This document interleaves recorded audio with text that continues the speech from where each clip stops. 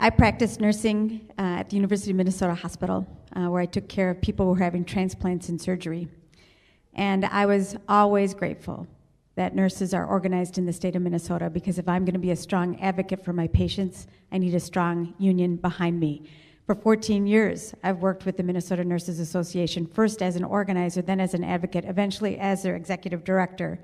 I know how important it is that we have a strong labor movement in the state of Minnesota. It is why I continue to be a labor leader. I was part of the AFL-CIO executive board. I have stood with you in all sorts of fights, in solidarity. And when I look ahead at the challenges that we face here in the state of Minnesota, I know we need to aspire to more than just wanting to win this election and make sure somebody who's in the governor's office will stop bad things. We need to do more of what we're seeing out in the field right now. When I think about the St. Paul Federation of Teachers and what they achieved in this latest contract negotiation, not only talking about their wages and benefits, but about the conditions in which those students are in the classroom, that's the work that we need to do. When I think about the partnerships that I am experiencing and seeing between labor and workers like Zetoul, and fighting for basic rights for workers, that is how we're going to expand the table for us, and that is how we're going to expand our power and build our future. When I am the governor, I will not allow a Republican House and a Republican Senate to come to me with things like alternative licensure for teachers, or things like changing the way we negotiate contracts as a bargaining chip. I will say back to that legislature, go back to committee, you take that out, we will not negotiate over that at the end of session. I will not sign things like that or a massive tax cut into law, because when we got the things that allow us as working people to stand together, we are weaker, and it is not okay. And we will not do that when I'm your governor. I'm going to deliver health care we can count on. You know, I met a woman just a few weeks ago who had a brain tumor. She had surgery while she was asleep. A surgeon came in and did a procedure that she didn't know about. The surgeon was out of her network, and now she is in recovery and she is healing, but she got a $30,000 surprise bill. She never consented for it, but she got it. That's a problem. That's not health care you can count on.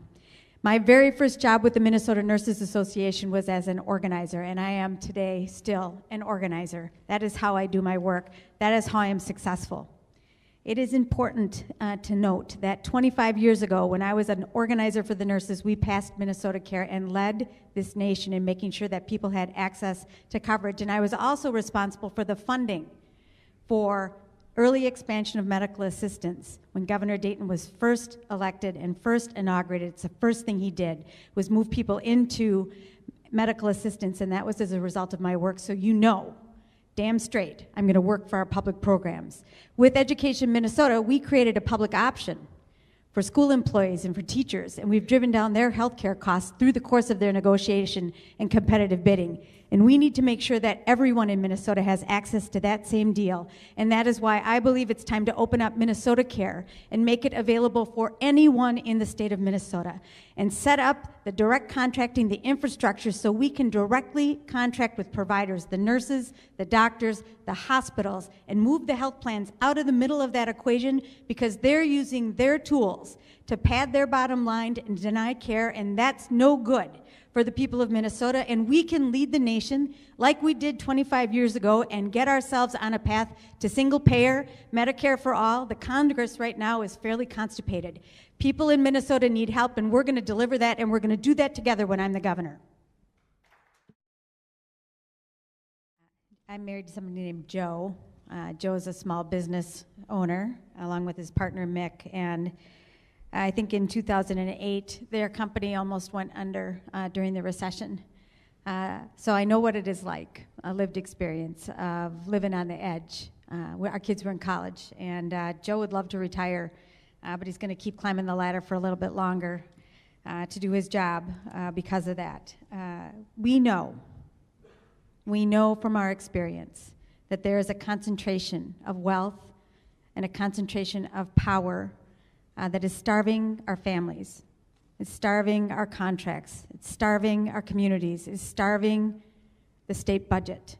And when that continues, if that continues, we will continue as working people to struggle, to be vulnerable, to be in a place where we can be divided against each other and weakened, and that is not how we build our future. So we have to look to ourselves as we always have and recognize the strength and the power that is here and the tools that we use together, not only to support ourselves and each other, but to build that bright future that I know is ours. That is our ability to organize, something that I have done forever. That is our ability to negotiate strong worker contracts for our people, something that we have to protect, and not only protect, but strengthen for the people of Minnesota. That is voting rights and campaign finance reform, so that the power that is entrenched right now, the corporate power that is serving to divide people and weaken us across the state of Minnesota, is weakened in itself.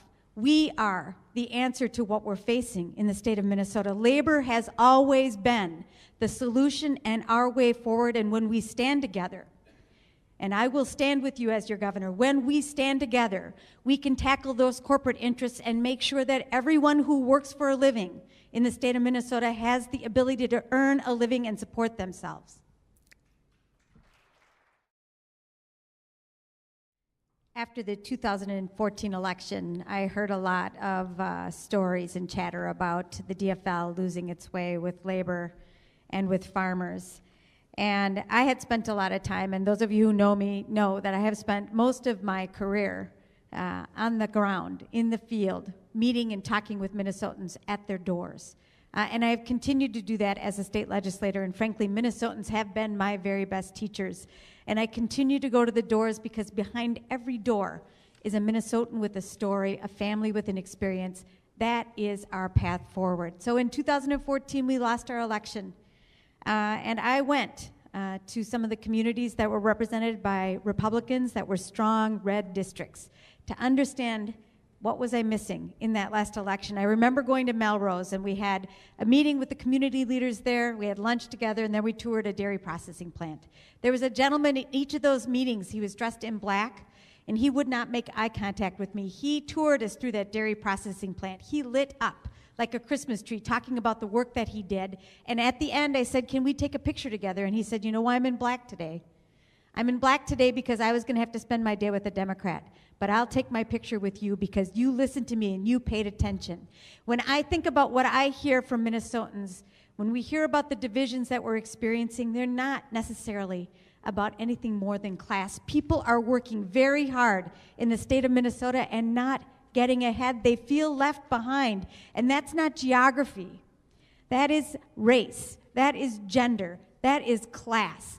And we are the solution, and I have so much faith in our capacity together to build a bright future for the people of Minnesota, but we have to remember that people are working and feel left behind, and showing up is the answer to that. Showing up in our elections and our districts is the answer to that.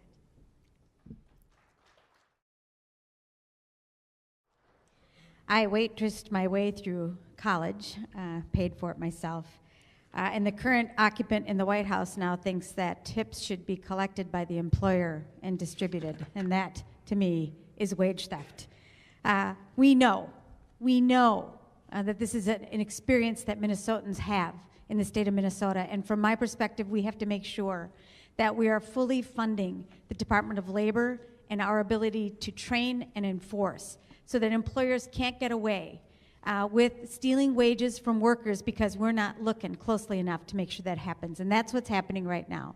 We've underfunded that function of the state government, and as the state's governor, I'll make sure that we're funding it properly, and the people that are doing that work of training and enforcement actually know what it's like to work on a job, because they're the ones that are going to be able to look out for that and find that solution.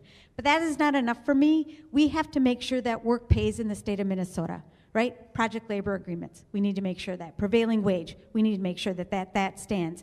And especially when we think about new industries coming into the state of Minnesota around renewable energy, let's make sure those jobs, building solar and wind, are Minnesota labor jobs. And if, as the state's governor, I have to intervene to make sure that those business deals include Minnesota's strong workforce, organized workforce, I'll do that too. Because our hard work should pay, whether we're waitresses or members of the building trades or nurses or teachers. And if employers have the ability to steal our wages, that's no good for us, and I won't stand for it. And I will stand with you to make sure that earning our wages and our hard work supports our families. We do have workforce shortages in the state of Minnesota, and we do have a lot of low-wage jobs and a lot of pressure to continue to pay people less than what they're worth in the workforce. For me, there are some fundamental things that we need to do that rest in our hands. In Minnesota, it's time for us to deal with immigration. They're not doing it in Washington, D.C., and we need people to come here to choose and bring their creative minds and their hardworking selves to build the future of our economy. We need to take care of student debt and relieve it. And from my perspective, it is a sin that the federal government is making money off of student debt.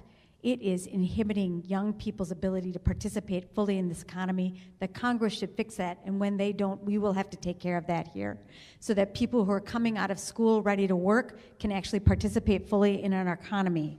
And I think it is time for us to recognize that the fundamental of strong public schools all over the state of Minnesota is the answer to this solution, making sure we're focusing again on the things that build our future, trades in the school, and relationships between our community colleges and employers. There's a woman I met named Tracy Tapany. She is an employer in Stacy, Minnesota. They're doing manufacturing. She's having a hard time getting a workforce for her, and she's doing the work in her business by herself to train that workforce. The partnerships that are built between community colleges and manufacturers will yield good jobs for people. So do the apprentices that come from the building trades. They will build good jobs for the people of Minnesota. We have to recognize that within ourselves is the answer to this solution. Employers are going to try and cheapen our labor workforce, and we can't stand for that, and that's why it's important that we continue to stand strong together as organized labor. But both and is the right answer to this question, and that's how we proceed.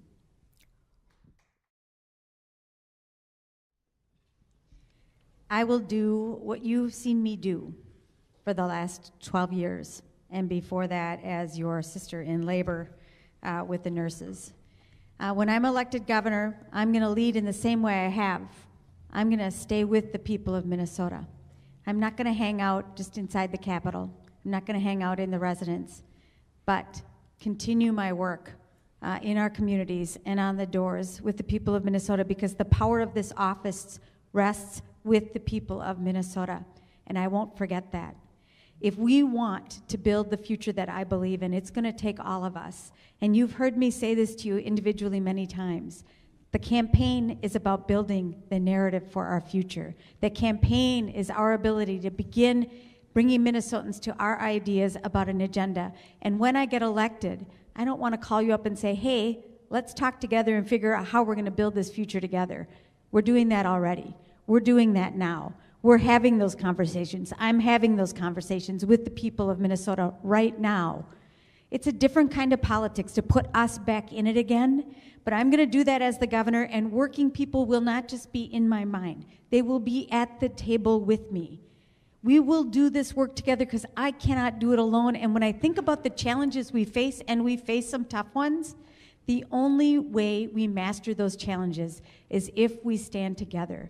So when we get to the rough spots, and we will, because we already have, we will be in conversation, in communication, in coalition together. So we won't surprise each other. We won't let each other down.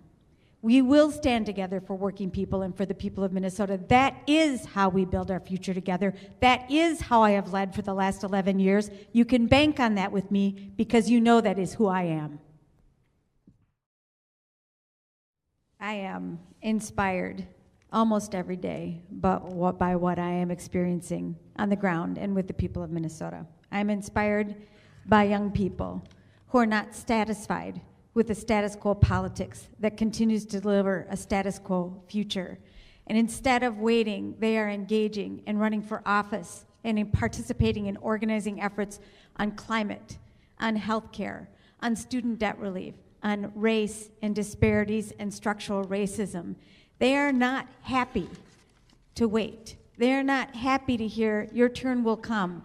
They understand that their future depends on our ability to join with them and stand up for an honest kind of politics, a progressive kind of politics, a politics that is about us again.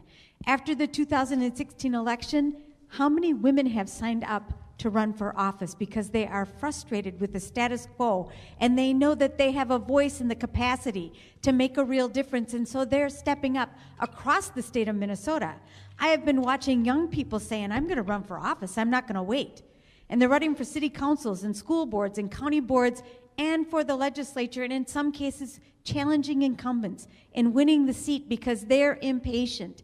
I want that same impatience right here with us. I feel it, and I want more for us than to just be defensive, to think we just have to win this next election. We have to protect what we have, because around us, right, are red states. Around us are red states, but what I see in us is the front line of a progressive fight for the future, not just for Minnesota, not just for our families, but for the soul of this nation. We are facing a tremendous fight, and behind us is an army of young people who want to join us and fight for the same things that we have been fighting for. And the new organizing models, new organizing abilities, those are the things that are going to deliver that future for us.